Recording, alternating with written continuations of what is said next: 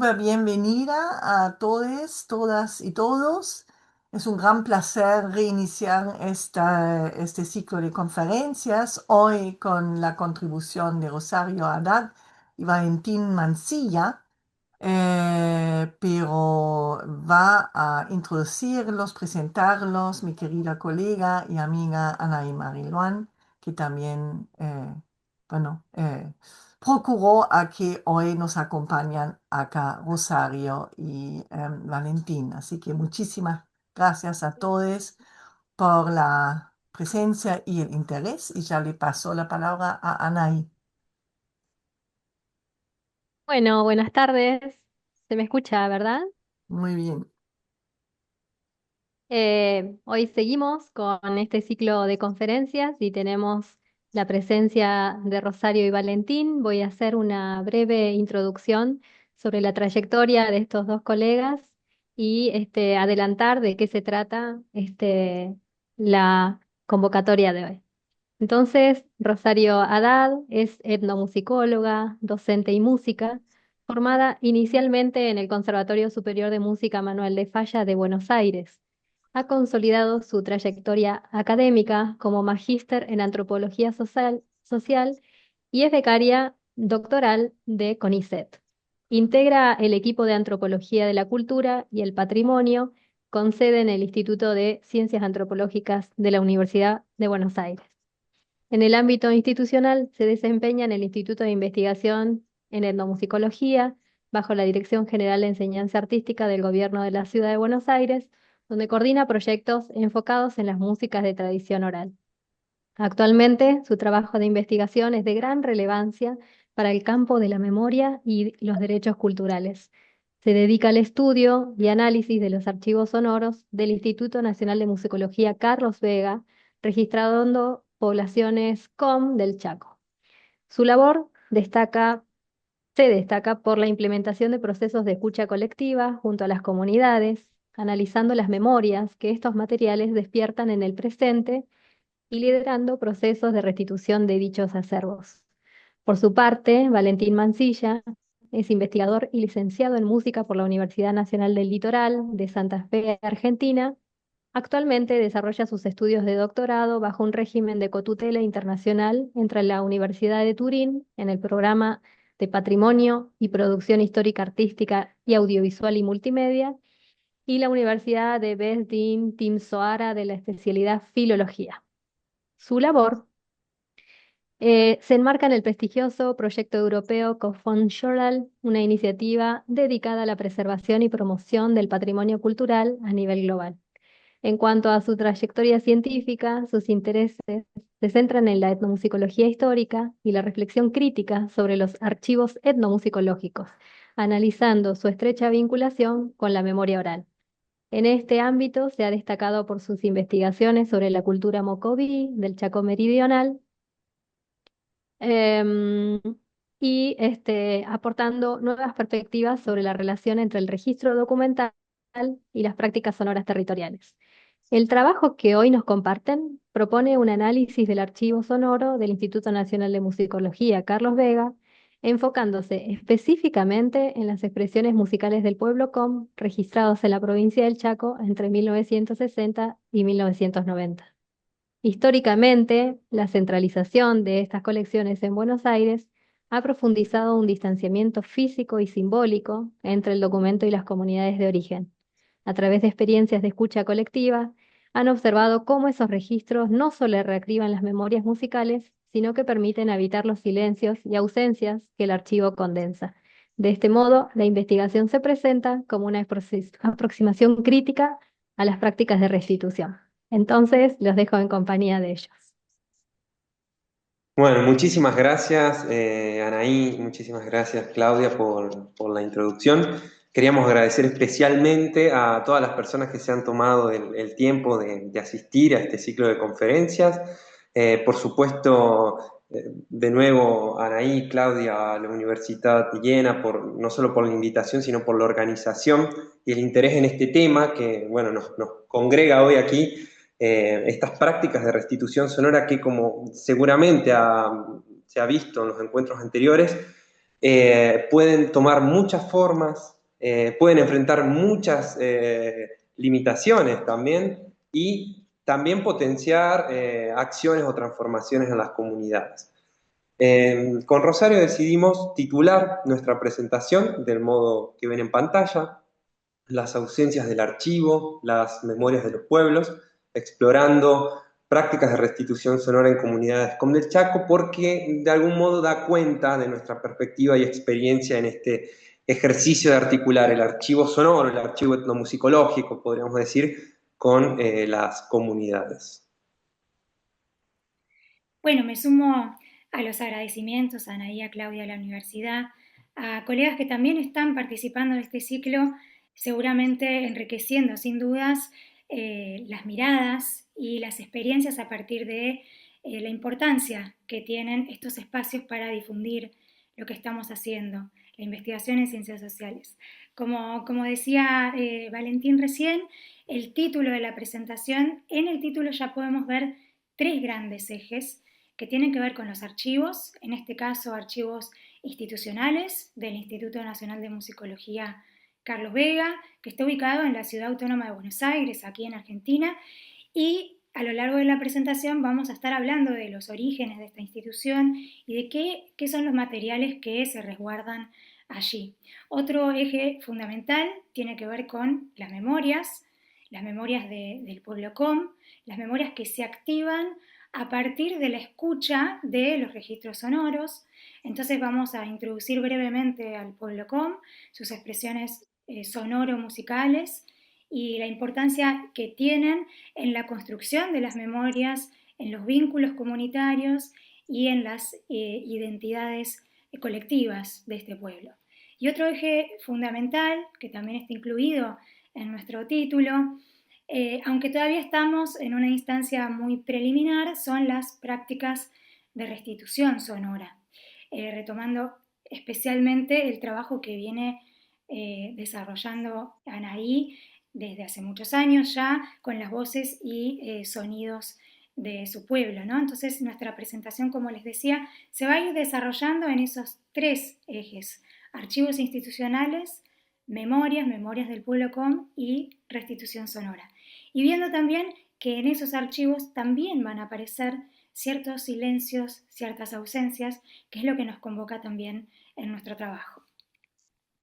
Exactamente. Y bueno, en primer lugar, antes de iniciar, queríamos tomarnos un breve tiempo también para presentar nuestros intereses, motivaciones y complementar un poco la introducción hecha por Anaí. Bueno, un poco ya lo adelantó Anaí. Yo vengo del campo de los estudios musicales en Santa Fe, Argentina, y desde el año 2017 integro el grupo de musicología histórica Córdoba, dirigido por Leonardo Weisman y Marisa Restifo, donde paralelamente a trabajo archivológico, de catalogación de archivos musicales de la ciudad de Córdoba y de la formación interna que ofrece este grupo, personalmente empecé a indagar sobre prácticas musicales de la cultura mocoví, de la región chaqueña austral, hacia el sur, e interesado en esta perspectiva, más que nada en la perspectiva histórica, una especie de etnomusicología histórica, acompañado por Miguel Ángel García y por Marisa Restifo.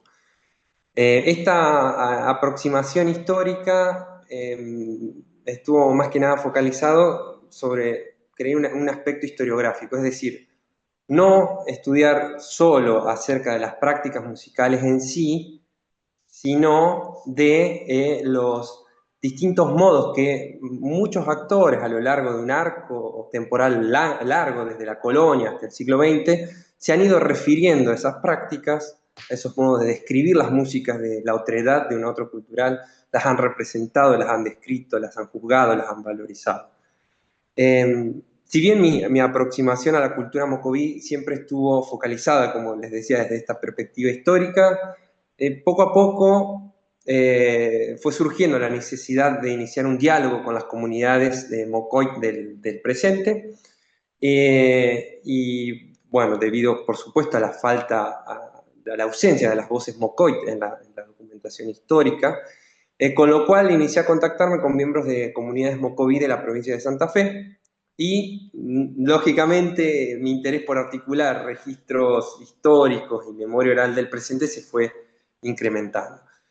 Fue en la búsqueda de material histórico para abordar este tópico que personalmente inicio el contacto con el Instituto Nacional de Musicología Carlos Vega, del cual vamos a hablar en breve, precisamente con su director, Hernán Vázquez, y más precisamente con la sección científico-técnica en aquel entonces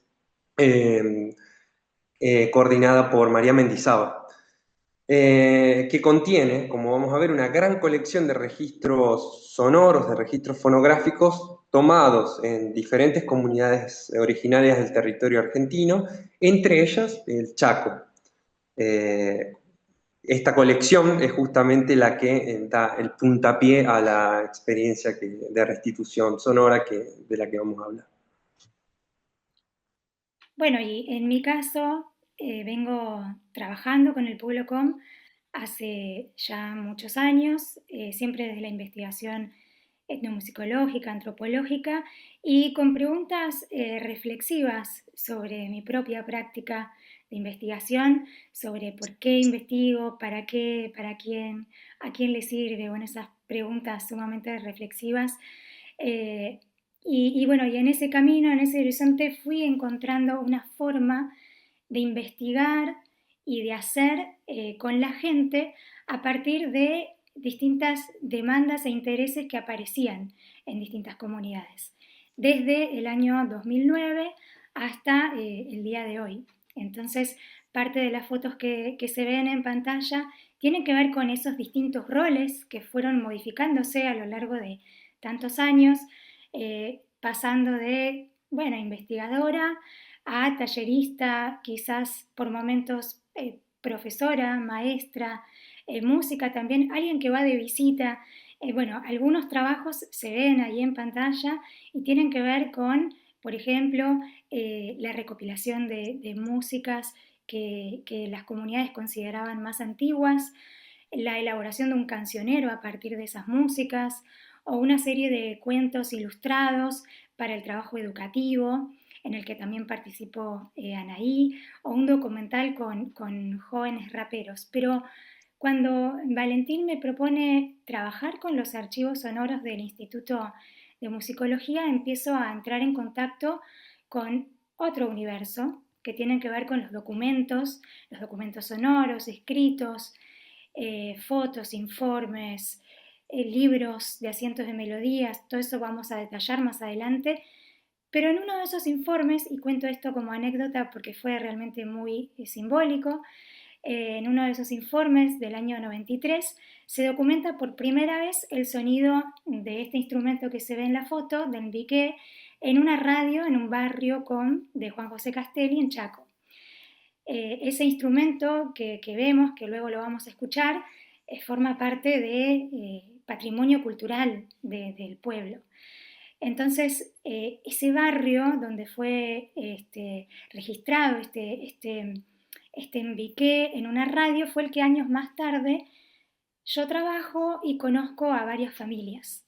Entonces, en ese documento también encuentro que el músico que grabó en la radio es el que vemos también en pantalla, Samuel Acosta, quien también conozco años más tarde y con quien hicimos varios trabajos. Entonces, cuando empecé a seguir leyendo los informes, a ordenar todo el material, a leer bibliografía sobre archivos, empecé a vincular mis propios viajes con esos viajes de las décadas del 60 y 90 de investigadores del instituto, y esa escena de Samuel tocando en la radio aparecía constantemente.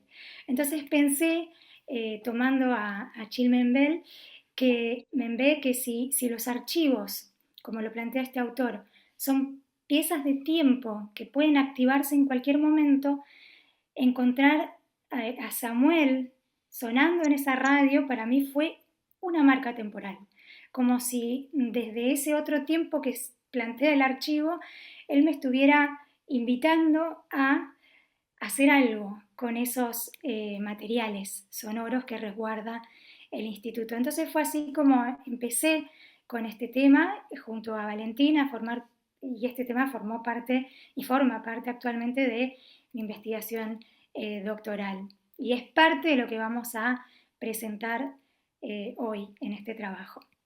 Bueno, como decía Anaí al comienzo, necesitamos hacer una brevísima mención sobre por qué un trabajo sobre restitución sonora, sobre archivos, sobre las memorias del pueblo Com está en el marco de un ciclo de conferencias de poblaciones mapuche.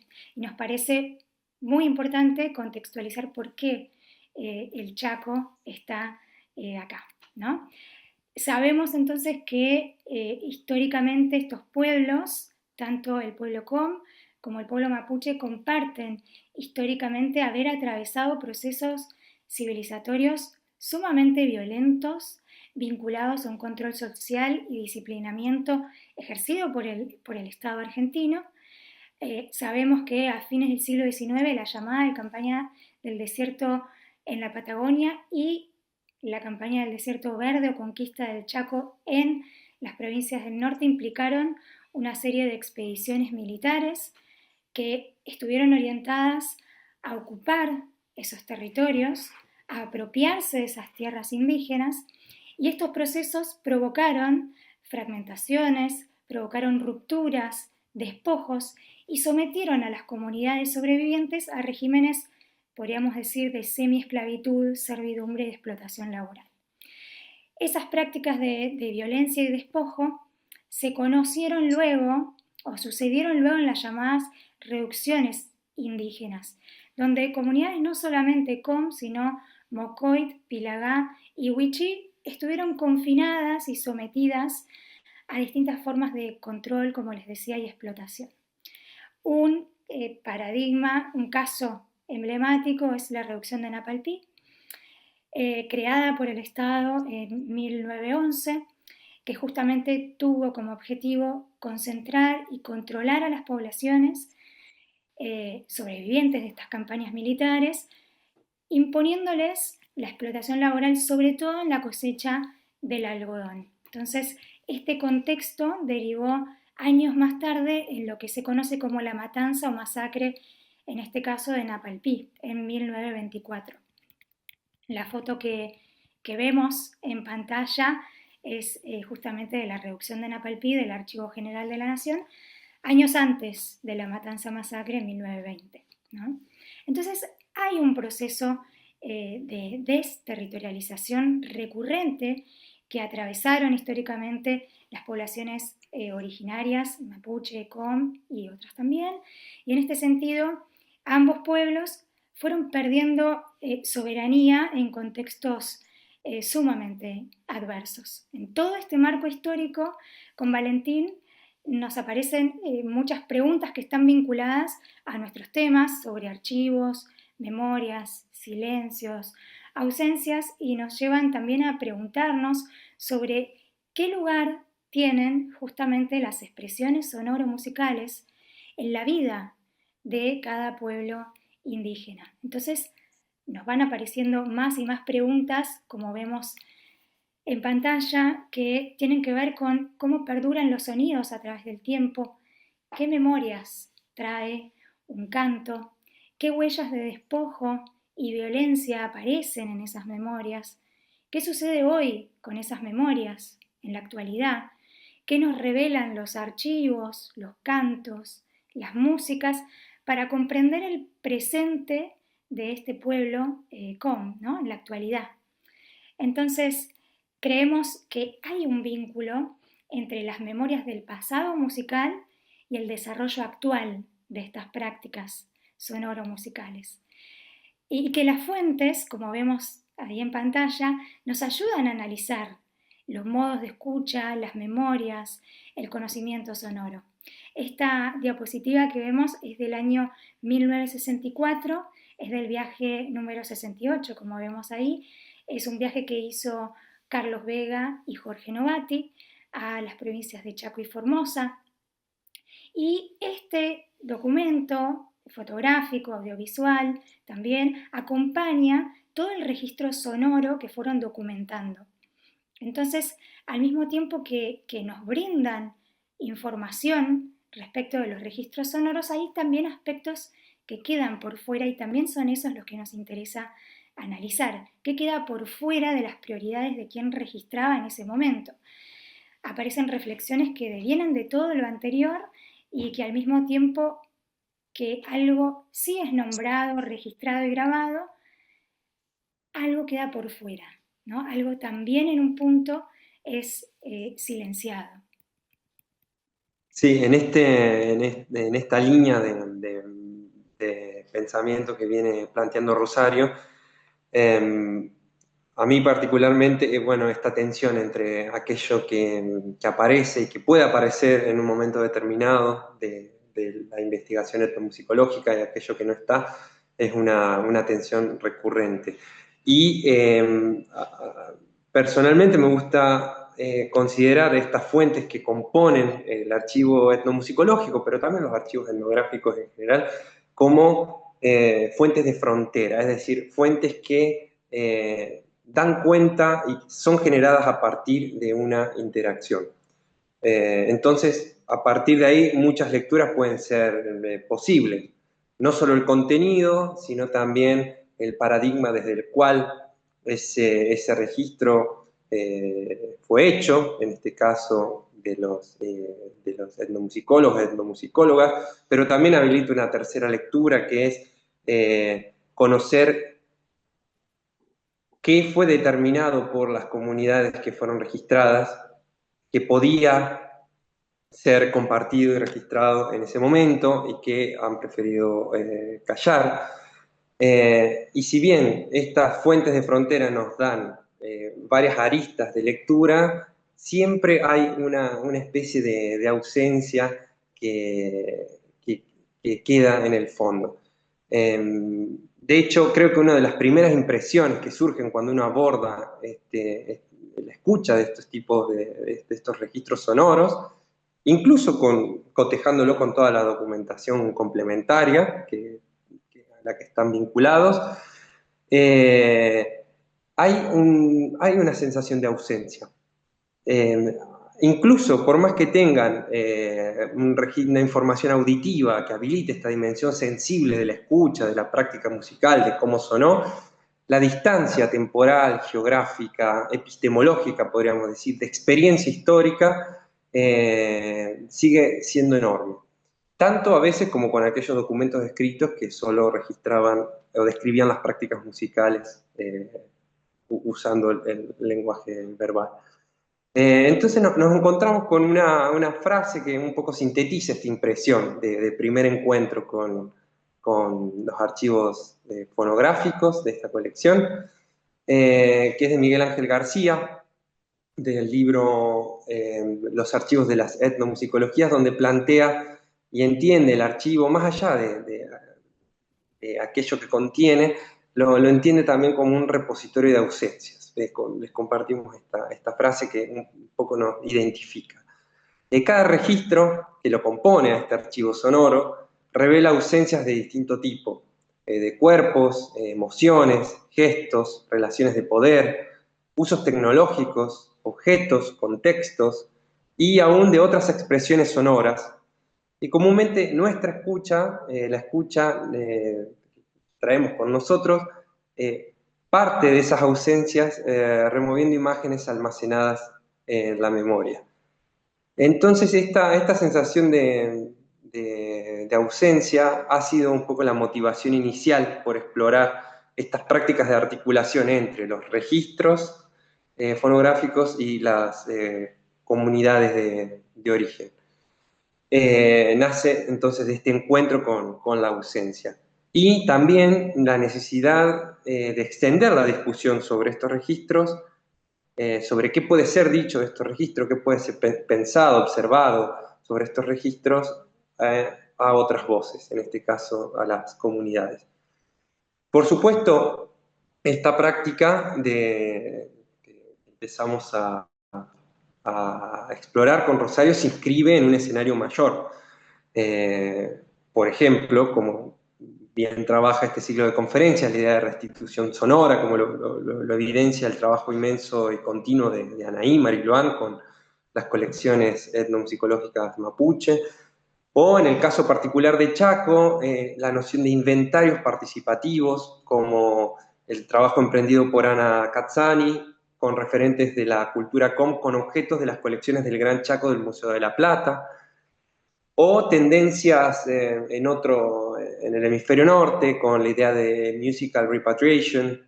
Por ejemplo, hay una publicación que cuenta con unos 35 capítulos, con casos de todo el mundo, el Oxford Handbook of Musical Repatriation de 2019, o incluso nuevas maneras de denominar estas prácticas como resocialización musical por parte de Matthias Lewy y Bernd Brabeck en 2023.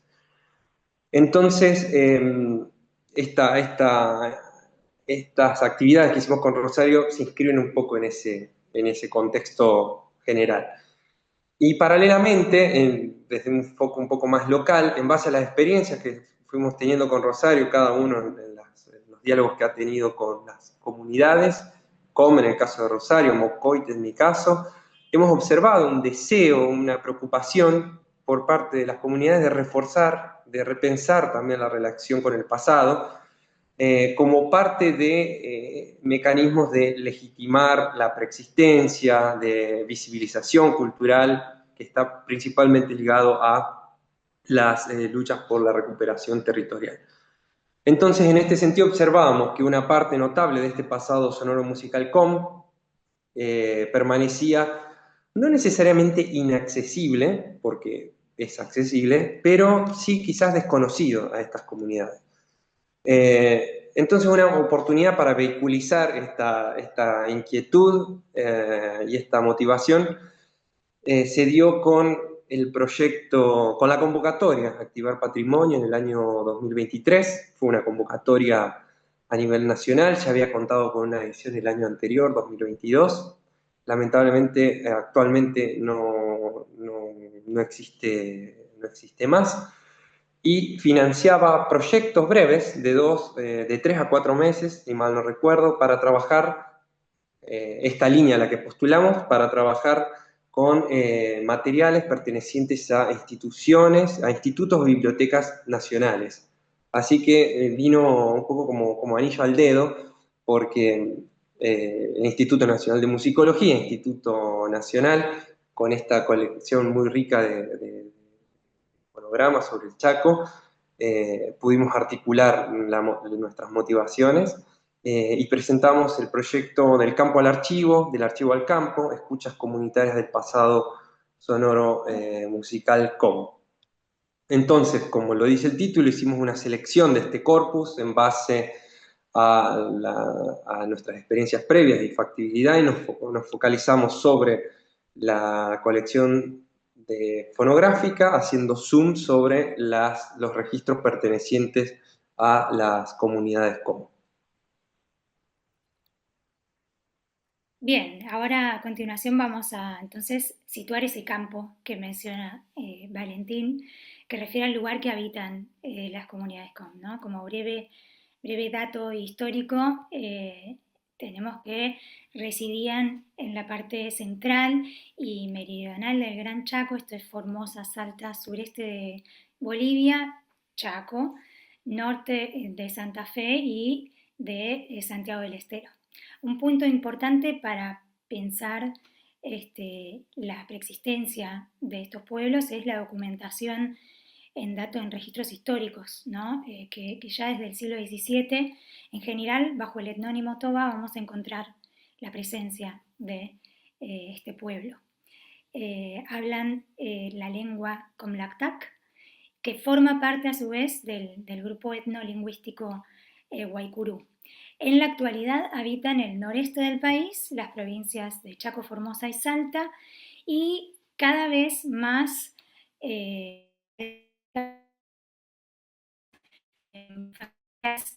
migran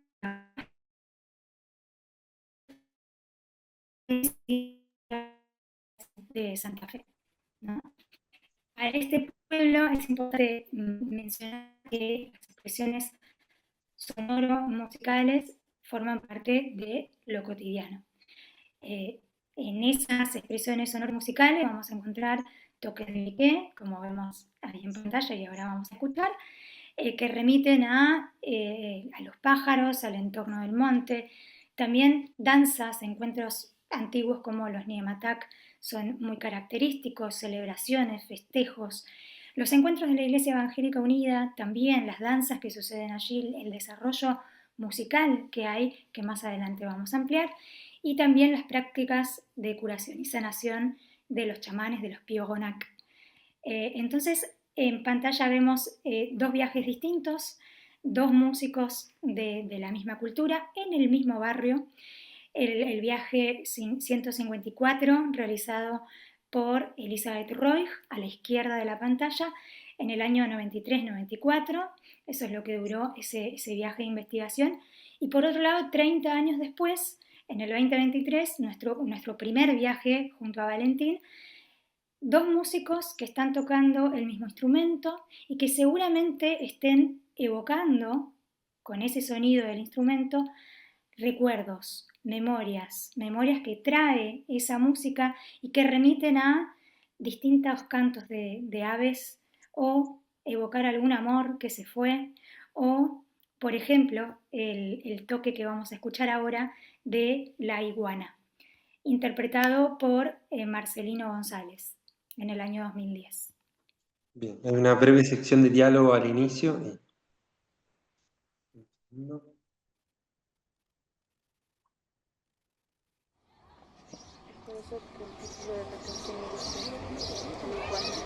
Al lado en medio del monte estaba, era un mariscador y escuchaba, cantaba la iguana. Pero muy grande los iguanas. Y ahí llegó a la casa, le agarró como le toca el canto de él. Y ahí quedó y dice, bueno, más hasta hoy.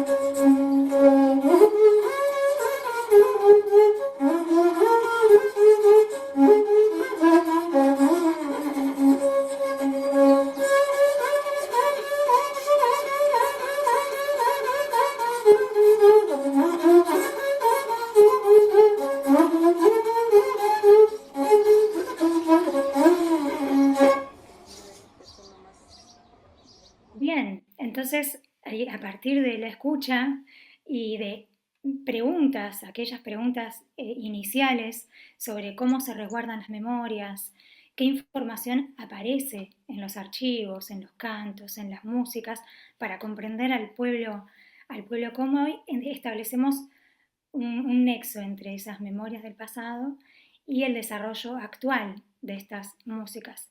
Entonces también nos preguntamos qué sucede justamente cuando los archivos vuelven a las comunidades, vuelven a su territorio de origen, ¿no? ¿Qué es lo que se activa? El hecho de llevar los archivos y escucharlos con la gente nos ayuda quizás a reponer cierta información que no está accesible para nosotros en esos registros. Entonces, si pensamos, y acá Chilmenbe nos va a ayudar muchísimo, si pensamos que los registros son como piezas de tiempo para ser ensambladas, cuando estos fragmentos vuelven al presente en las escuchas y reactivan la memoria comunitaria que se construye de manera colectiva, porque como dice Hallvax, recordamos dentro de tramas, dentro de espacios compartidos, entonces recordamos en comunidad. Entonces el archivo institucional ordena la memoria según ciertas lógicas y toma decisiones, como decíamos antes, sobre qué se guarda y qué se deja fuera. Entonces vamos a pensar al archivo en su contexto como una totalidad, como un proceso. y vamos a relevar esas relaciones de fuerza, esas tensiones, los silencios, las estructuras coloniales que lo fueron constituyendo. Esa lectura que vamos a hacer, nos dice Stoller, es una lectura a pelo, justamente para recuperar la lógica institucional, esos lenguajes, esos regímenes de poder saber que constituyeron al archivo. Pero Carolina Crespo nos va a decir, hay que hacer una lectura a contrapelo, buscando esas huellas que quedan subalternas, aquello que quedó omitido, aquello que está en los márgenes. Esas huellas que las vamos a buscar en los viajes, en las comunidades. Vamos a ver, cada vez que conversamos, luego de las escuchas, vamos a ver qué nos tienen para decir la gente, qué dicen esas voces y qué memorias se activan a partir de esas escuchas. Entonces, de esta forma y de manera muy, muy preliminar, empezamos a explorar las prácticas de restitución sonora como planteamos al comienzo, ¿no? Bien, el archivo institucional del que estamos hablando, y como les dijimos al comienzo, es el del Instituto Nacional de Musicología Carlos Vega, con lo cual vamos a hacer una breve presentación de la institución, principalmente los orígenes de su creación y una descripción de cuáles son los materiales que se alojan en este instituto, en este archivo. Entonces, para eso nos vamos a ubicar en 1931, cuando se crea el Gabinete de Musicología Indígena, funcionaba dentro del Museo Argentino de Ciencias Naturales Bernardino Rivadavia, ubicado en la ciudad de Buenos Aires. Uno de los objetivos centrales era, en ese momento, no solo poder nutrir el archivo institucional, sino también los trabajos de conservación y de estudio analítico de las expresiones musicales que iban muy en sintonía con el paradigma de la musicología comparada en aquel momento, ¿no? Con el tiempo el instituto fue adquiriendo distintos nombres, distintas formas. Muy someramente vamos a hacer un resumen. En el 48, por decreto provincial, el instituto se separa del museo y fue dirigido por el propio Carlos Vega.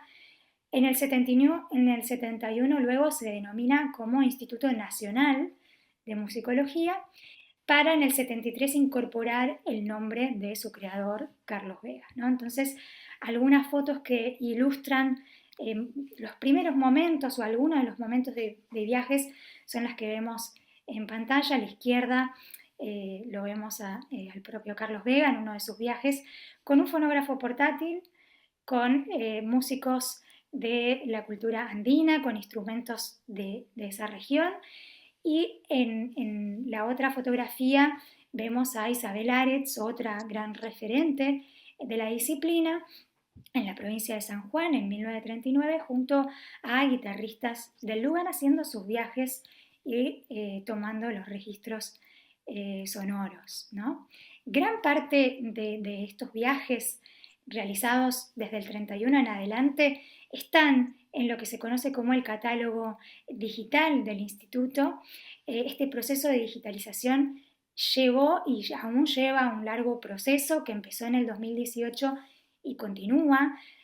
Fue a partir de un subsidio de Ibermemoria que empezaron a incluir tareas en el objetivo de este proyecto de organización archivística, de digitalización y una de las tareas más importantes, el acceso público, ¿no? De estos materiales. Entonces, en el 2022 se realiza la apertura pública de este catálogo al que se puede acceder en su página de internet. Ahí pusimos un código QR. Y muy brevemente lo que puedo decir que cada viaje reúne, y luego vamos a detallar, registros sonoros, fotografías, textos, material audiovisual, instrumentos musicales de los mismos trabajos de campo, ¿no? Luego vamos a reponer sobre algunas características de estas colecciones, pero bueno, en esta selección de materiales que hicimos con Valentín, los trabajos a los que nos remitimos en nuestro trabajo de investigación tienen que ver con los años 60 y 90 que realizaron distintos investigadores que ahí vemos, investigadores e investigadoras del instituto, a comunidades puntualmente del Chaco, Formosa y también de Salta. Ese fue nuestro recorte. Investigadores como, bueno, Carlos Vega, Irma Ruiz, Jorge Novati, Elizabeth Roy, Yolanda Velo, por nombrar, ¿no?, algunos referentes, y Alejandra Caragnolini. Entonces, quizás lo importante de señalar acá, en esta selección que hicimos nosotros, es que a partir de la década del 60, y en el marco de una tendencia, como decía, disciplinar, propia de la etnomusicología o del folclore musical, se empiezan a intensificar los registros y los trabajos con población indígena. Justamente porque el objetivo era documentar y salvaguardar, ahora Valentín va a profundizar en esto, las expresiones musicales consideradas en riesgo de desaparición o extinción, que esto era muy propio del paradigma de la época, ¿no? Voy a leer solamente como para que tengamos una referencia en el informe del viaje de 1968 realizado a las parcialidades Toba y Mocoví de Chaco.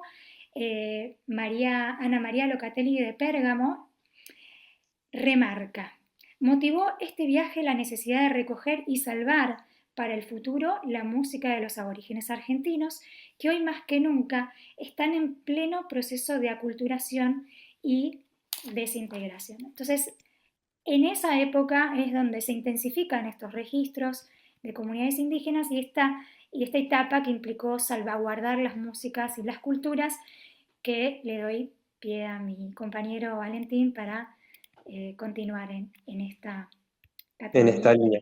Sí, sí, sí. No, agregaría que en ese informe, justamente, Ana María Locatelli de Pérgamo es muy clara con sus objetivos. De hecho, comenta que de los Mocoví, que son muy poco comunicativos y que el registro fue prácticamente frustrado porque no poseían aquellos cantos antiguos, aquellos que nosotros buscábamos.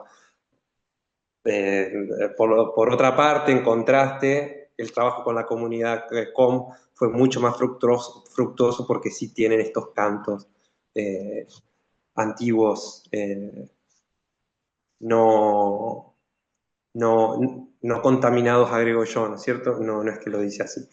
Como decía Rosario, hay una continua preocupación por el proceso de integración de las comunidades indígenas desde dos puntos de vista. Por un lado, la integración a la sociedad criolla y al consumo de las músicas de la sociedad criolla también.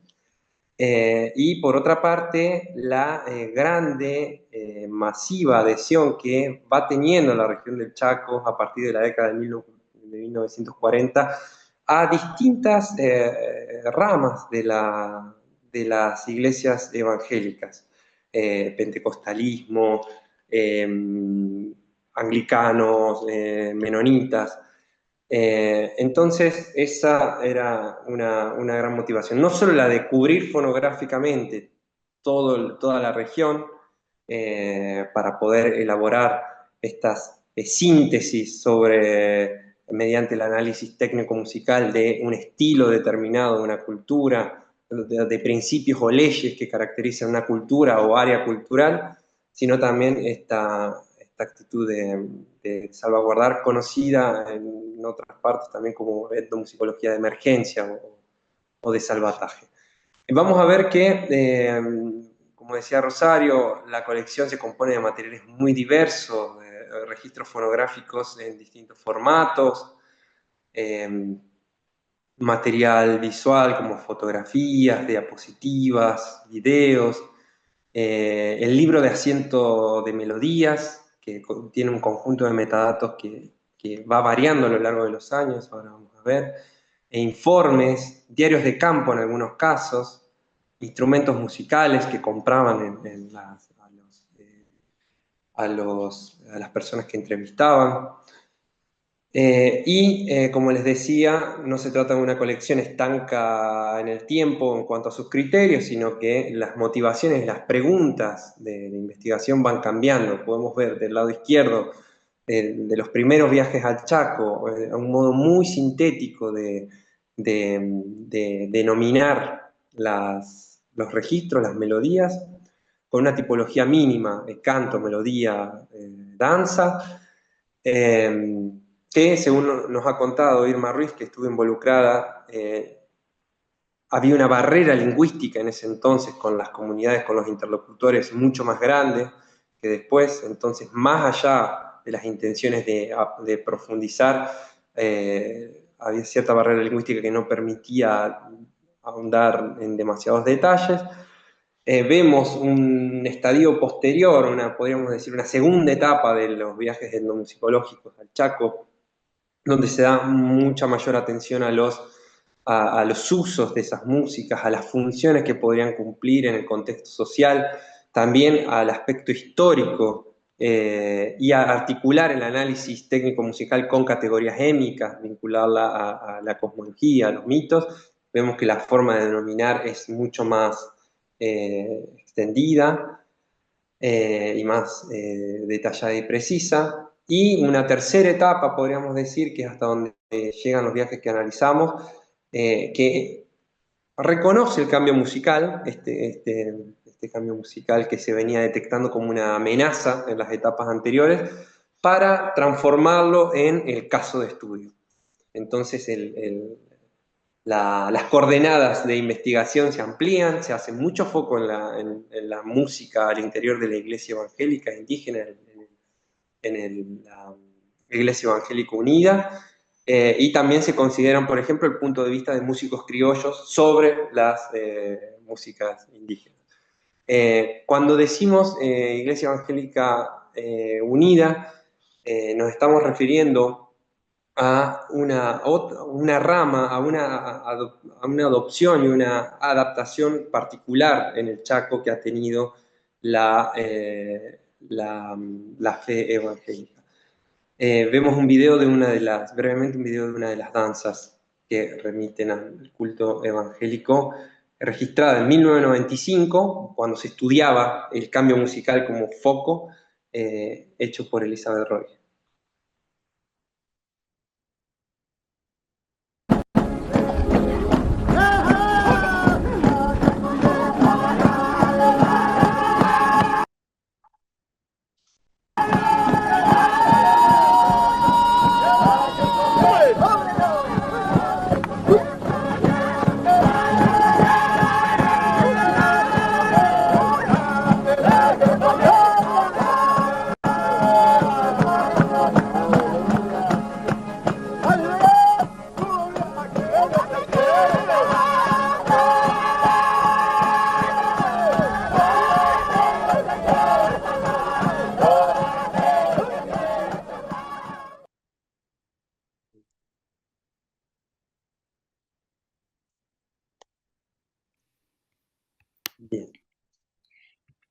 Bien, entonces cuando solicitamos todos los registros sonoros, fotografías, material audiovisual como el que acabamos de ver, al instituto empezamos a tener un corpus muy grande y empezamos a encontrar la forma de organizar este corpus de la mejor manera posible. Entonces empezamos a encontrar distintos aspectos que nos iban a ayudar para luego llevarlos a las comunidades a hacer las escuchas.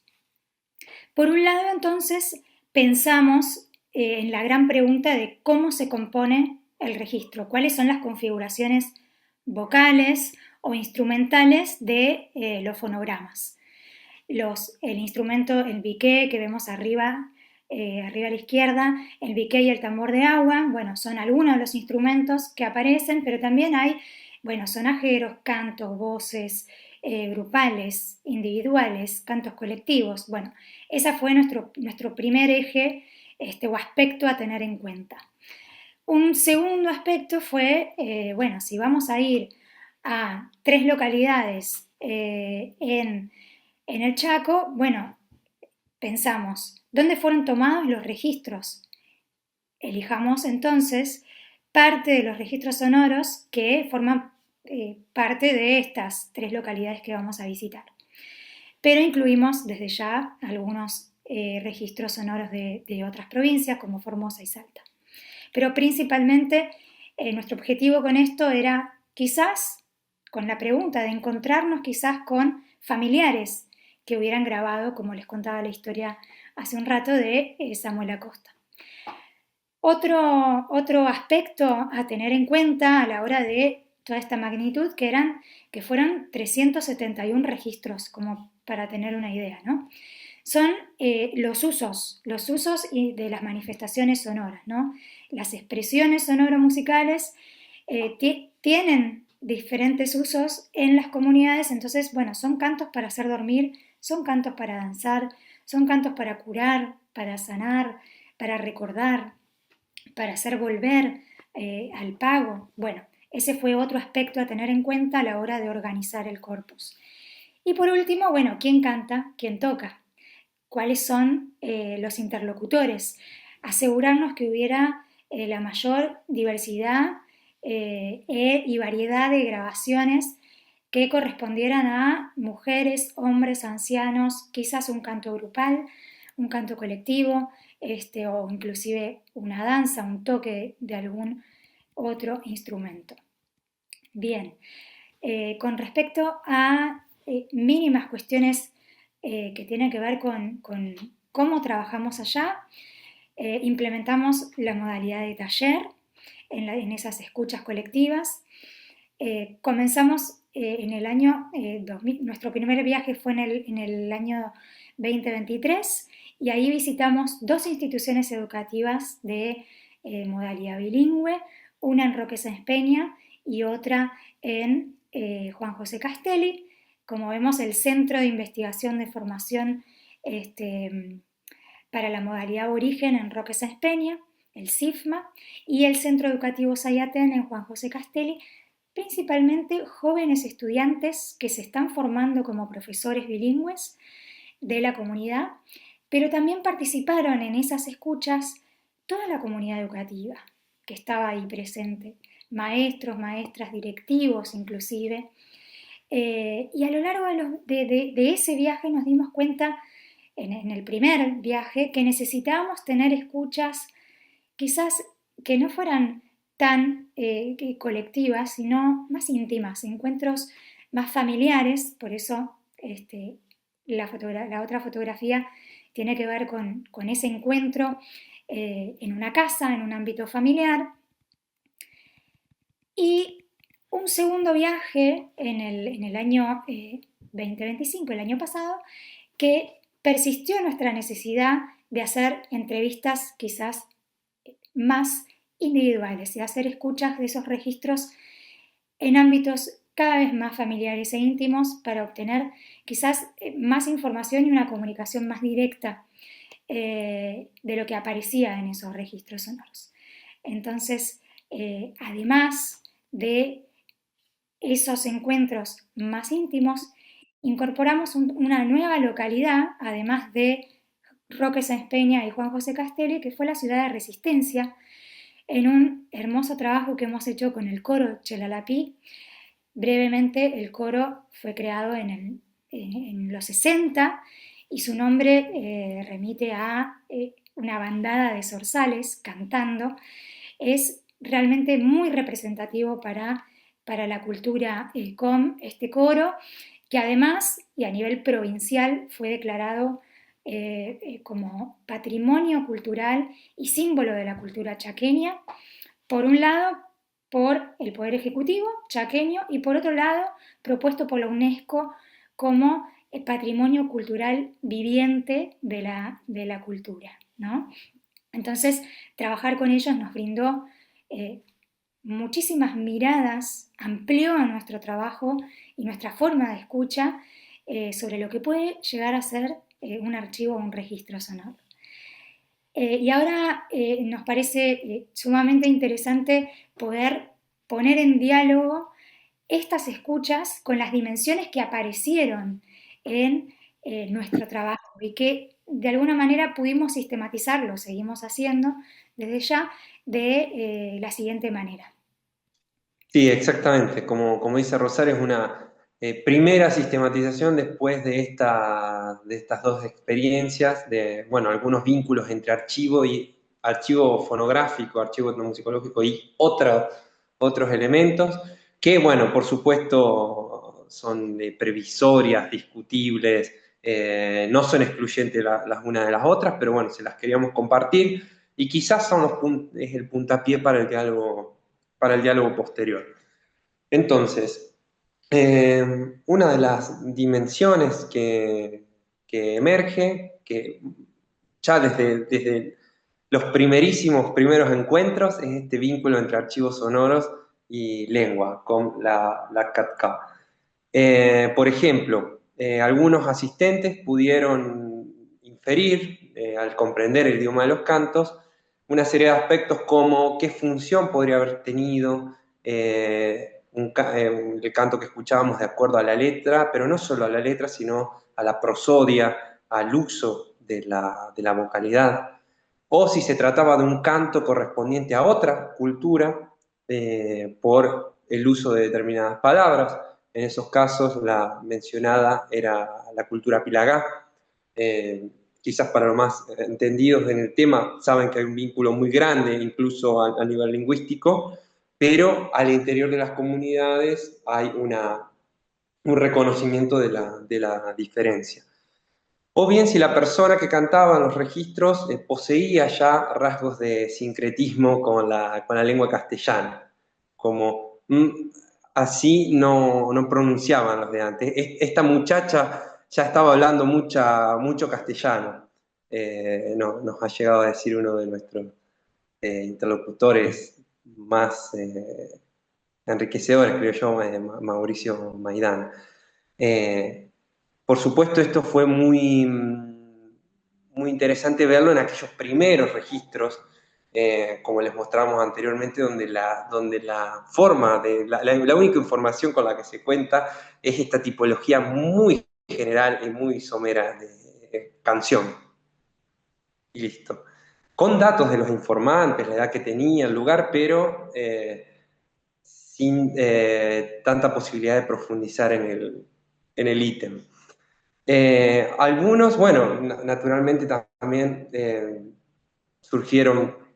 emergió el vocabulario com en relación a lo sonoro musical. Palabras como la amagá, sonido, añagá, poder, onec, canto, nazoté, danza, o bien los nombres de los diferentes animales a los cuales se refieren los cantos, danzas y toques de Enrique. Woyen, mono, Mañek Nazoté, el baile del ñandú, Araganak, el baile de la serpiente. Y también se tradujeron de modo parcial algunos términos que aparecen en las canciones. Y en algunos casos también se reparaba en este aspecto, en esta cualidad que tenía el modo de hablar de los antiguos también vinculados a una forma particular de hablar que ya no se habla en la lengua actual y que sí se conserva en esos registros sonoros. Generalmente se entiende como lo antiguo asociado a una idea de potencia mayor. Eso es recurrente, sean las músicas, sean la lengua. Estos aportes, bueno, incidieron como les decía, en uno de los objetivos que teníamos pensados al inicio, esta revisión por parte de las comunidades de los documentos fonográficos y del modo en que fueron catalogados esos documentos fonográficos. Por otra parte, otro eje que también emergió, otra dimensión que emergió enseguida, podríamos decir, y que fue recurrente en los dos encuentros, es este vínculo, por supuesto, entre archivos sonoros y emociones, que es muy claro cuando en algunos casos algunos familiares escuchan las voces de su familia, voces o modos de ejecutar el biqué de sus familiares que ya no están. Esto trajo, por supuesto, aparejadas emociones varias, desde el llanto, el silencio total o el deseo de poseer el material o comentarios, como les decía, sobre la potencia de estas prácticas antiguas del pasado. Algunos jóvenes manifestaron alegría por la posibilidad de escuchar estos registros correspondientes al pasado de su cultura, y también emergió esta práctica, este vínculo entre el toque del biqué y las emociones, que en general el instrumento biqué estaba tradicionalmente asociado a la ejecución masculina y vinculado a la atracción hacia las mujeres, pero también fue mencionado como una especie de vínculo directo con la expresión, sea de tristeza, sea de recuerdos de una persona, sea de generar la alegría para la danza, o como nos ha comentado Rosario, este vínculo con los animales, emular su carácter, su comportamiento, las emociones que despierta ese animal.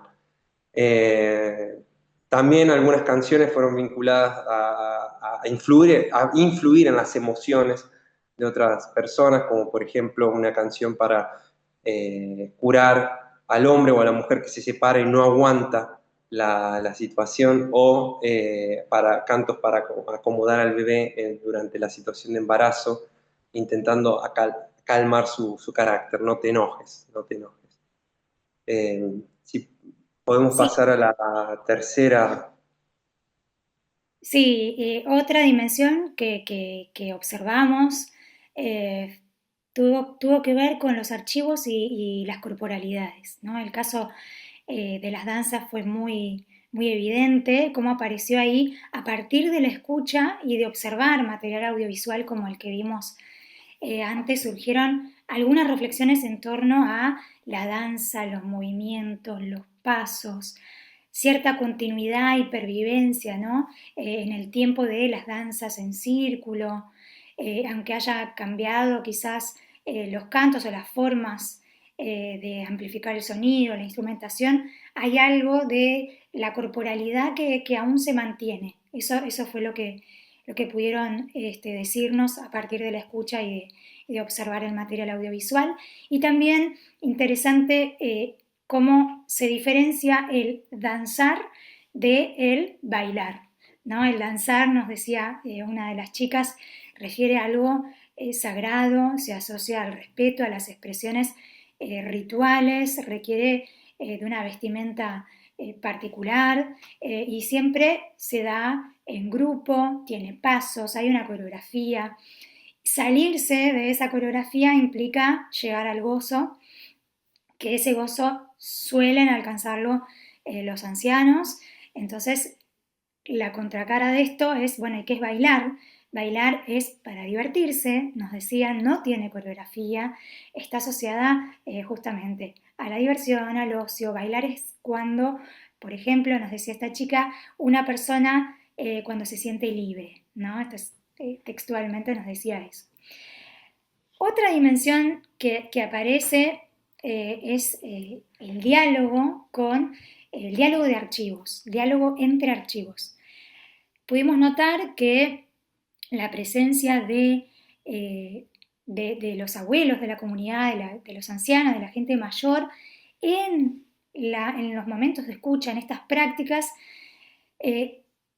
resultó muy interesante porque generó a la vez este encuentro de archivos, este diálogo de archivos de distinta raíz. Por un lado, el archivo vivo, porque esa escucha del registro sonoro, el registro fonográfico, motivó a que esa persona que sabía tocar y que hubo una suerte de recuerdos y memorias que trajo lo sonoro, se pusiera a tocar, ¿no? Entonces el archivo vivo, el archivo corporizado de los mayores fue sumamente interesante en ese diálogo. Ahora vamos a ver Mauricio Maidana tocando, que evidencia justamente cómo la escucha de estos registros pueden iluminar el presente, pueden activar y habilitar esas memorias, recreando estas músicas como vamos a escuchar ahora.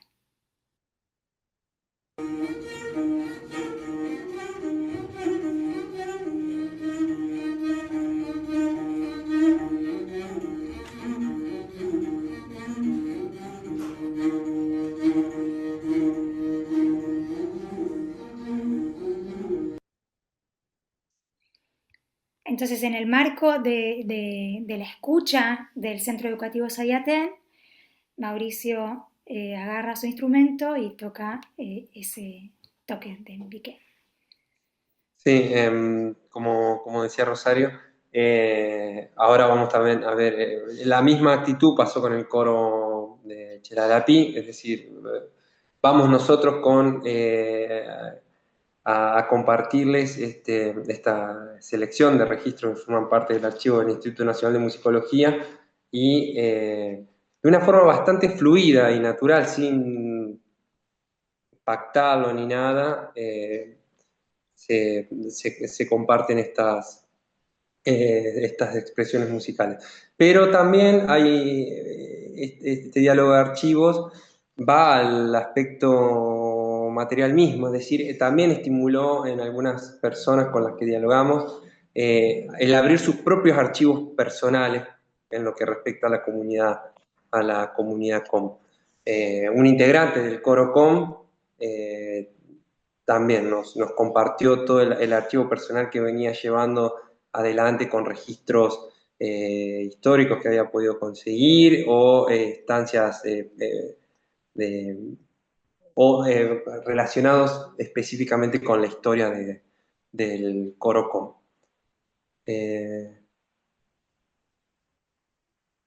Podríamos pasarlo al archivos, transformaciones y pervivencias, si te parece.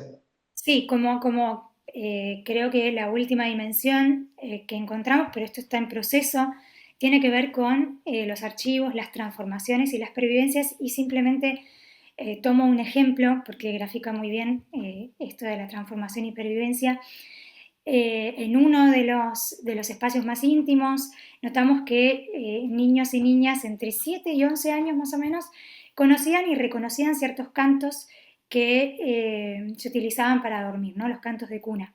Estábamos en esta instancia de escucha en la casa familiar, se reprodujo este canto y uno de los chicos que estaba en el patio de al lado, que estaba jugando, escuchó y empezó espontáneamente a imitar y a cantar fragmentos de la melodía que estaba escuchando. Entonces, esta escena nos permitió realmente reflexionar sobre cómo ciertas memorias sonoro-musicales siguen circulando en la vida comunitaria, incluso cuando no siempre aparecen explicitadas como saberes formalmente transmitidos, ¿no? Entonces aparece el archivo como nuevas formas de actualización, en este caso en los cantos de cuna, donde no hay una reproducción idéntica, sino una reapropiación, una imitación, una resignificación por parte de este niño que juega, canta, no está repitiendo, hay una acción de una continuidad que está en movimiento, ¿no? Donde el pasado y el presente se activan desde la experiencia cotidiana y en este caso desde la experiencia sonora.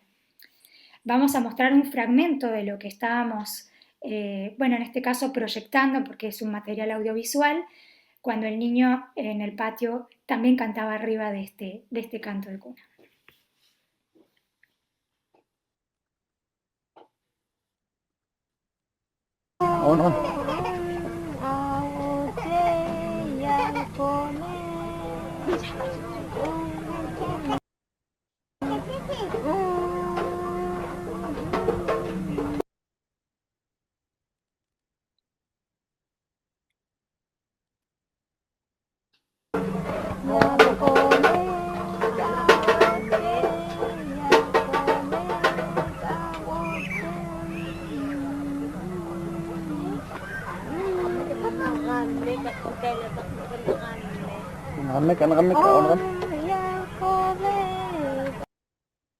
Bien, ahí creo que me está fallando un poco internet. Sí. se traba un poco. Bueno, y yo en este punto también, bueno, por supuesto, este último punto puede ser eterno. Eh, pero bueno, hubo algunas menciones, creo que vale la pena mencionar. Un aspecto que nos había llamado la atención también es cómo ciertas condiciones actuales del uso del territorio y consecuencias de la deforestación también se ven reflejadas en los cambios en el repertorio musical, como habíamos visto y nos había contado Rosario, muchos toques de dique están vinculados a ciertos animales, sea a la imitación de sus movimientos, sea a la evocación de su carácter. Y uno de los comentarios que nos habían hecho en Roque Sáenz Peña es que justamente al no estar en contacto en la actualidad con ciertos animales, ese vínculo, ese puente entre la práctica de tocar el dique y el comportamiento animal queda transformado, no se puede llevar adelante. Luego, otro aspecto que nos había llamado bastante la atención es cómo esta idea de lo antiguo es, bueno, por supuesto, bastante móvil. ¿A qué me refiero? Generalmente cuando se habla de cambio musical, o se ha hablado de cambio musical en las investigaciones hasta los años 90 de la región chaqueña, el hito, el clivaje se suele dar en la adopción, en la línea temporal, digo, el hito de transformación es la adopción, la adhesión a la iglesia evangélica, que por supuesto trajo prohibiciones de ejecución de ciertos instrumentos y prácticas musicales no evangélicas e impuso la adopción de nuevos repertorios y nuevos instrumentos. Y notábamos en estos viajes y en estos diálogos, sobre todo con las generaciones más jóvenes y algunos adultos jóvenes también, que había una recepción, un impacto muy grande al ver dentro del ámbito evangélico las prácticas viejas, antiguas, grabadas en los años 90. Eh, entonces esa línea temporal del cambio musical que generalmente reforzaba este clivaje entre preevangélico y evangélico, también se da actualmente dentro del ámbito evangélico, entre prácticas evangélicas antiguas o viejas y las actuales, donde también se hacen este tipo de elaboraciones como lo anterior con otro tipo de potencia, con otro tipo de efecto en el contexto, con otro tipo de sabiduría dentro mismo del ámbito evangélico. Incluso en algunos casos llegaba a impactar más emocionalmente la escucha de los cultos evangélicos registrados en los 90 que quizás aquellas melodías no evangélicas de los años 60. Luego, por supuesto, hemos dialogado un poco sobre, bueno, qué límites puede tener la, la práctica de restitución sonora. Pero vamos a pasar a la siguiente placa antes de hablar de eso. Bueno, desde ya que los encuentros de escucha complementan nuestras propias ausencias con la memoria oral, ¿no? Parte de estos encuentros tienen que ver con eso, ¿no? Con qué ausencias aparecen y qué podemos saldar de esas ausencias. Quizás no sea todo. Compartir desde ya la experiencia de ausencia, cuestionarlas, interrogarlas, conversar con la gente, como decíamos, fueron desencadenantes de recuerdos, relatos, ideas, que tienen que ver con el vínculo o no. Muchas veces, como decía Valentín, a veces lo que nosotros no esperábamos provocaba mayor emoción o vinculación con su pasado, con sus prácticas y sonoridades. Y justamente creemos entonces que poner en contacto con y en conocimiento la existencia de estos documentos fonográficos con las comunidades, con la cultura com, es el primer paso a las prácticas de restitución sonora. Por eso, desde el comienzo, y como el título indica de nuestra presentación, es una exploración hacia. Estamos en una fase muy preliminar con un montón de preguntas.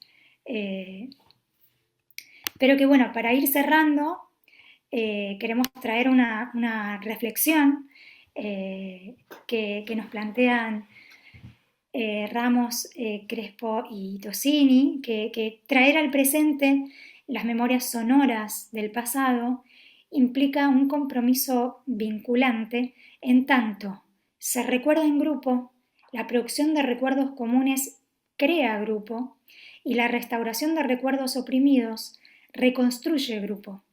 En este marco, entonces, entender las prácticas musicales como lugares de convergencia entre memoria, memoria colectiva, pertenencia a la cultura com, en este caso, nos permite justamente reconocer estas prácticas de recuerdo y olvido, ¿no?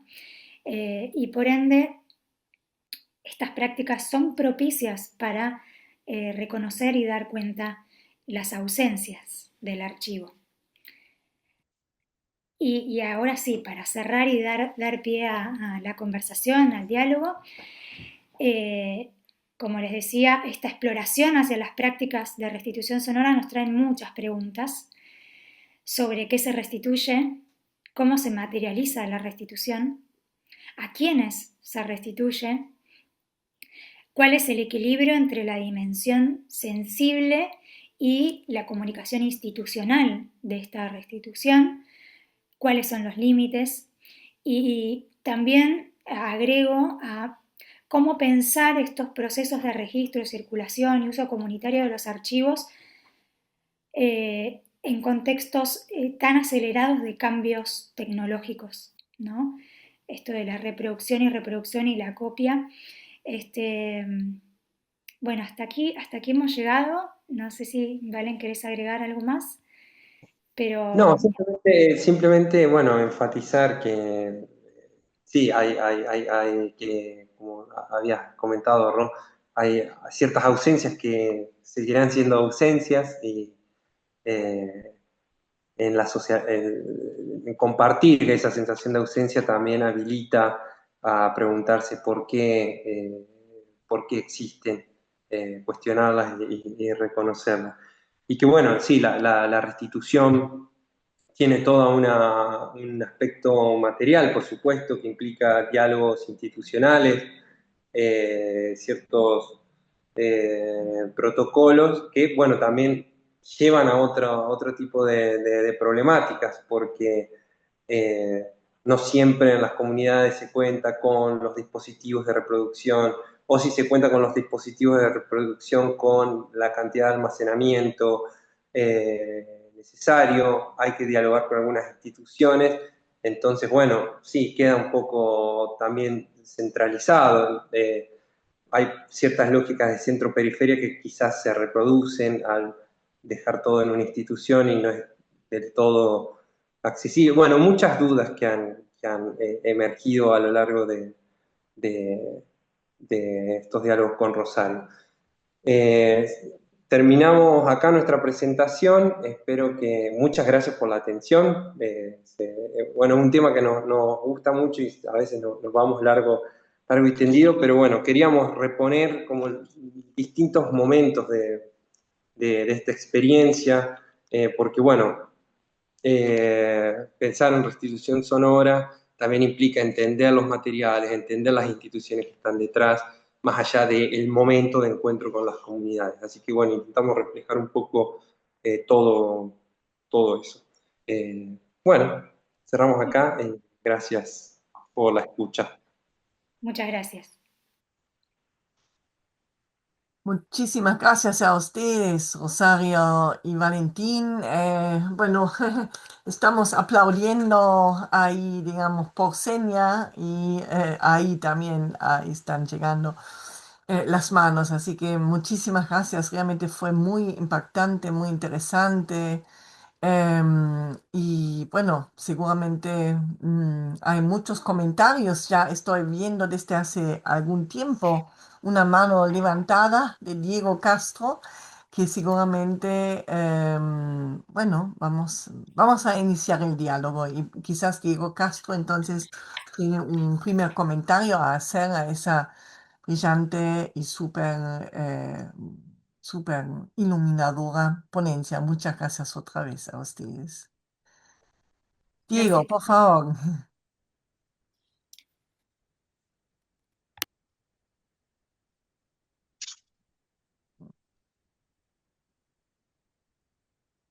parece que es una mano levantada sin voz atrás, la ausencia de la voz, así que pasamos a otros comentarios, quizás. Invitamos, por favor, a que aprovechen este momento a dialogar con Rosario, con Valentín.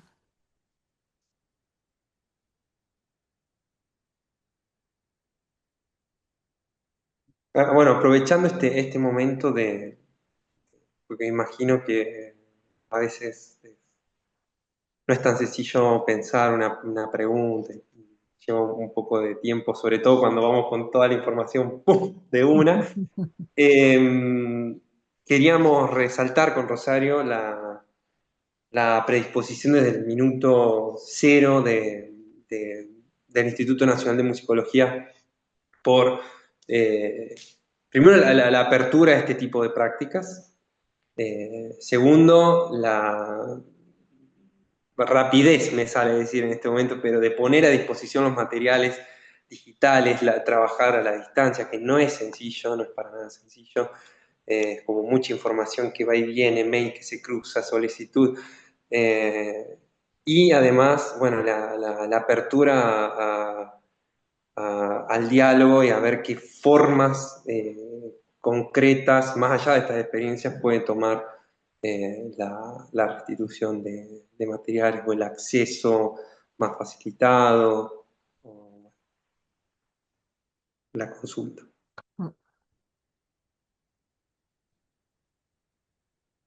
Mira, Valentín, mientras que estabas hablando, sí se levantaron más manos. No sé si Diego reiteró, si no es Diego, entonces hay Rubén Pepe, que también está por comentar algo. Bueno, Adelante, Pepe, por favor. Rubén. eh, ¿se puede hablar ya? Rubén Pepe está hablando. Buenísimo, sí, por favor, adelante. Bueno, buenas tardes.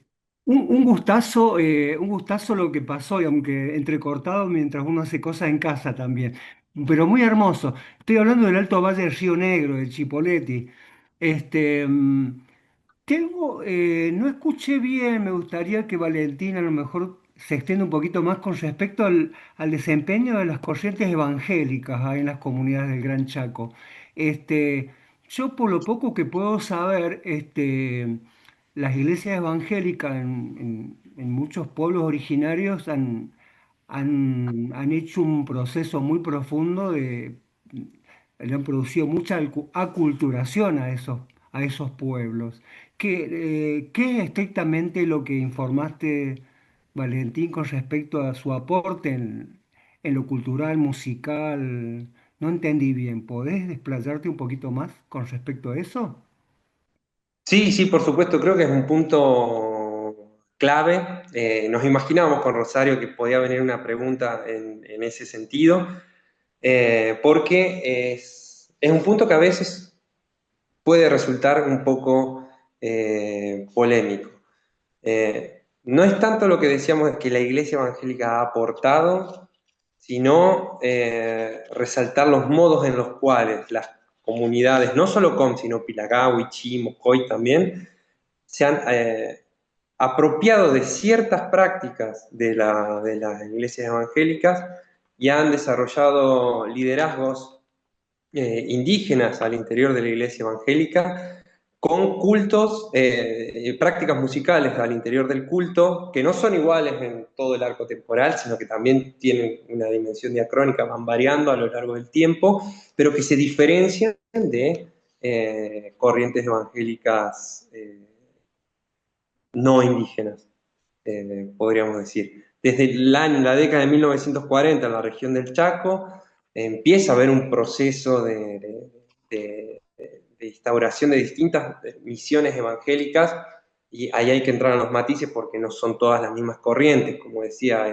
pentecostales, anglicanas, menonitas, y se ha conformado en base a los liderazgos indígenas una iglesia conocida como la Iglesia Evangélica Unida, que como a lo largo del tiempo también va sufriendo modificaciones con liderazgos indígenas. De hecho, a partir de la década de 1990, cuando se pone el estudio del cambio musical en el centro, se le presta mucha más atención o igual atención al ámbito, a qué sucede en el ámbito de la iglesia evangélica indígena, y no solo entenderla como un ámbito cerrado, monolítico, sino qué vínculos tienen, qué niveles, qué estratos de continuidad hay desde las prácticas preevangélicas a los cultos evangélicos de las comunidades indígenas.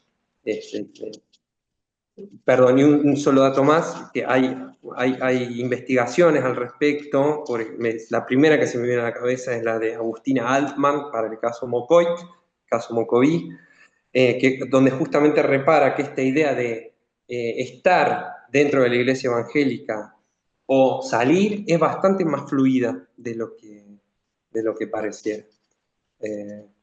Y no tan problemática a veces salir, entrar, salir, pertenecer un tiempo, alejarse, volver a ingresar, alejarse. No sé si...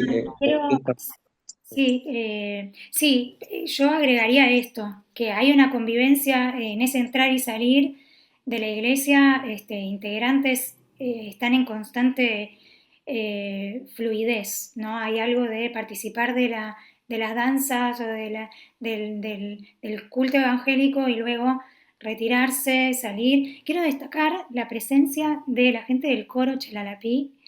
Está, están acá, están saludando en el chat, me pone muy contenta, nos pone muy contentos, están ahí. Eh, bueno, no sé si por ahí quieren comentar algo, desde ya que son bienvenidos a- al diálogo. Y también la gente del instituto, está María Mendizábal, está Emiliano Meinke, encargados del archivo de tradición oral. Así que, bueno, nos pone muy contentos con Valentín que podamos compartir el trabajo que hicimos hasta acá. Creo que había una pregunta que decía, bueno, ¿y ahora cómo sigue el trabajo, no? Qué forma tiene? Tenemos un próximo viaje en agosto. Ahí la idea es continuar y profundizar con las entrevistas quizás uno a uno. Vamos a volver a visitar al coro, así que ahí les estamos diciendo en vivo y en directo.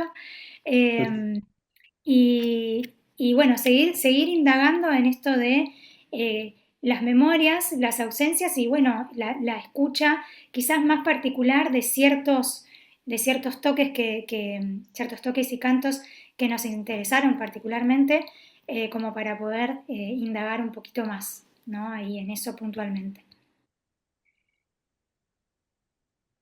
Buenas. ¿Se escucha? Sí, Bueno, la verdad es que un gran trabajo, un buen trabajo. La verdad es que agradecido más que nada. El tema de el Evangelio, por ejemplo, llegó durante la década de los 40 con Juan Lagar, pero era más para las comunidades criollas, no para las comunidades originarias. Pero como nuestros abuelos vieron que era una forma distinta como evangelizaba la Iglesia Católica, era con más libertad. Entonces empezaron a aceptar esta religión, por así decirlo, en las comunidades originarias, más que nada porque de alguna forma era como que se conectaba un poco con la cultura.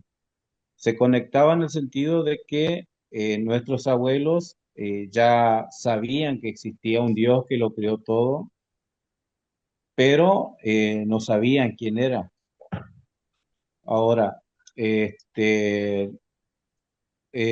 por ejemplo, en la Iglesia Católica, el que habla es únicamente el cura. No hay otra persona que pueda expresarse en lo que es una reunión evangélica. Y en la iglesia evangélica, por ejemplo, hay como una libertad para que aquel que participa pueda expresarse. Por ejemplo, hasta hoy en día, antes existía lo que llamaban ministerios en cuanto a la danza evangélica. Ahora existen más, pero fueron como que fueron viniendo de otros lados y lo adaptaron a lo que es la danza evangélica. Tenemos el Éxodo 14:14 y el ministerio se llama La Marcha. El ministerio de la danza, que se basa en Éxodo 15:21 y en el ministerio de la rueda, que se basa en Ezequiel 1:20. Con el tiempo, las nuevas generaciones crecieron en un mundo cristiano y esto hizo que se aparten un poco de la cultura originaria. Pero siempre digo, no por culpa del evangelio, sino que por la ignorancia de los que evangelizaban. ¿Por qué digo esto? Porque en nuestra cultura existen, por ejemplo, el dueño del monte, que es Cosorot, tenemos al espíritu del monte, que es Chiglioji, y tenemos a Nohuet, que es el duende del río. Pero nuestros abuelos no lo adoraban a ellos, no lo tenían por dioses, sino que le tenían respeto. ¿Por qué? Porque por Cosorot era quien cuidaba el monte y cuando Lipiagaik, en este caso el mariscador, iba al monte a cazar, pedía permiso primero a ese dueño del monte para cazar únicamente lo necesario, tanto para su familia, para su comunidad, y esto hizo que aquel que evangelizaba diga que nuestros abuelos tenían otros dioses y que iban en contra de la Biblia, ya que en la Biblia claramente dice, no tendrás otros dioses. Y en el tema del canto, por ejemplo, cada uno de nosotros como comunidad tenemos un canto especial, es un canto cultural, que con el tiempo esto se fue mezclando en las oraciones. Cuando alguien hace una oración a Dios, hace como una mezcla de ese canto cultural propio, pero no todos los cantos de todos los Hom son iguales, sino que cada uno es distinto y cada uno, el único que entiende ese canto es a quien se le refiere la oración. En este caso, a Karta, que sería Dios.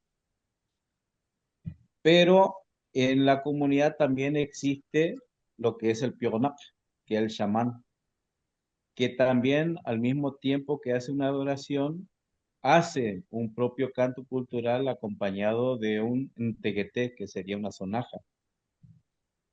Y las nuevas generaciones como que mezclaron esto, que cada uno que hacía su canto, que hacía una especie de canto espiritual, tanto cultural como una oración evangélica, ya era Pionak.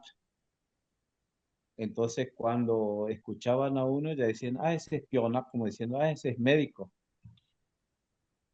Y esto con el tiempo como que se fue dejando, no así en el interior, que todavía se hace lo que es el canto cultural. Creo que Rocío y Valentín cuando estuvieron, Rosario, perdón, se vio en el video lo que era la oración mezclado con el canto cultural. Y esto en lo que es las ciudades prácticamente se dejó por justamente el hecho de que aquel que hacía este canto ya era considerado un chamán o piogonaco en nuestro idioma. pero de alguna forma se está tratando de rescatar todo lo que es el idioma, el canto, las danzas.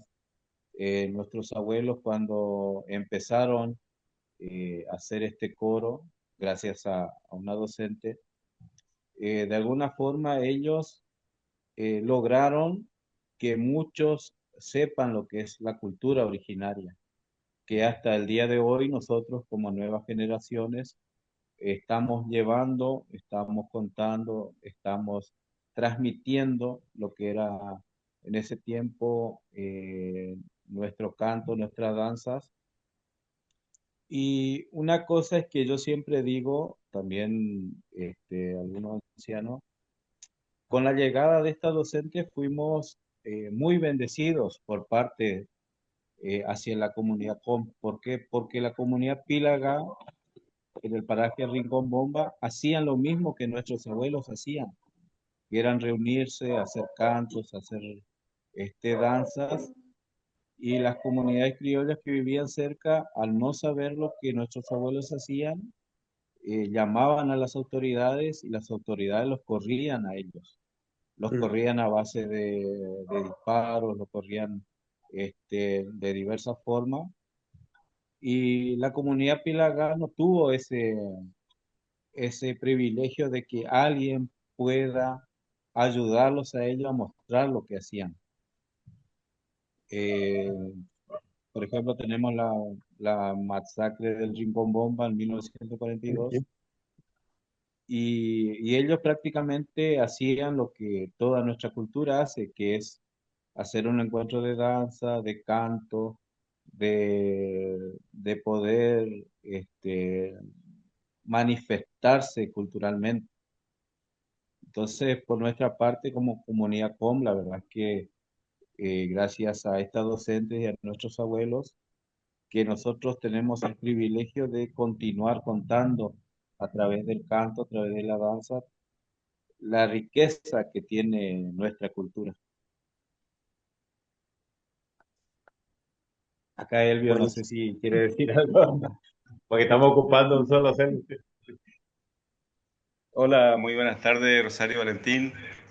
La verdad que, bueno, yo pude engancharle ya cuando estaba en la conversación, porque venía a la casa de Diego a poder compartir junto esta reunión, por así decirlo.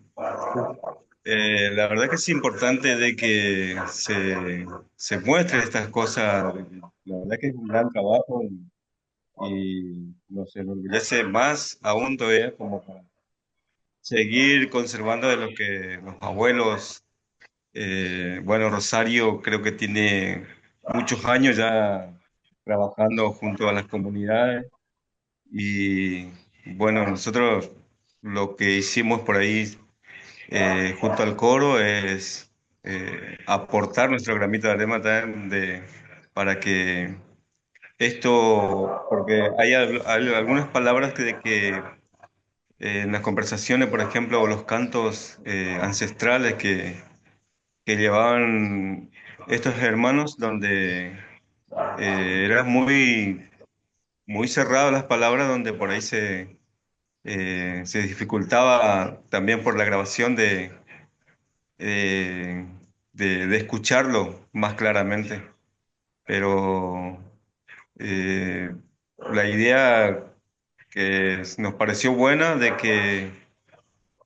que podamos compartir de nuestro conocimiento, o sea, las herencias de que nos han dejado nuestros abuelos, estos sociales que ya han pasado, que hoy ya no nos acompañan en vida, pero sabemos que siempre estamos rodeados de ellos, porque prácticamente sentimos en algunos momentos, en cada ensayo, en cada presentación o en cada viaje donde el coro va llevando su música, su danza y sus cantos ancestrales.